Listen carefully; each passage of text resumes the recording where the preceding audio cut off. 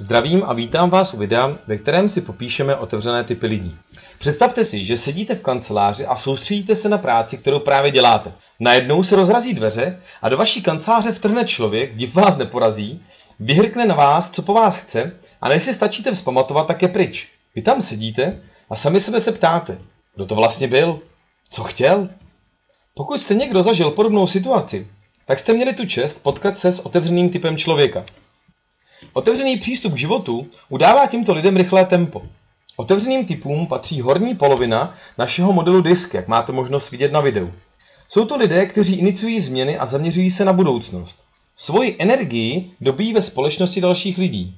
Otevření lidé jsou optimističtí, společenští, energičtí, nadšení, zapojení a rychlí. Jsou to lidé, kteří jsou v neustálém pohybu.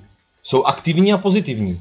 Jsou výřeční, ale bohužel někdy mluví dříve, než myslí. Jsou vtipní a zábavní. Jsou rádi středem pozornosti, jsou slyšet a mají rádi publikum. Na druhou stranu jsou netrpěliví, zbrklí a nesnášejí nudu. Největším trestem je pro ně nekonečné čekání ve frontách a čekárnách. Pojďme si pro názornost uvést jednoduchý příklad z praxe. Co udělá otevřený člověk, když přijde domů a otevře dveře? Když nic, tak je slyšet. Sotva otevře dveře, tak už huláká. Halo, halo, jsem tady, kdo je doma, halo, halo. Tohle je typická reakce otevřeného člověka. Právě jsme si stručně popsali otevřené typy lidí. Nyní se zamyslete a zkuste popřemýšlet o lidech, které znáte.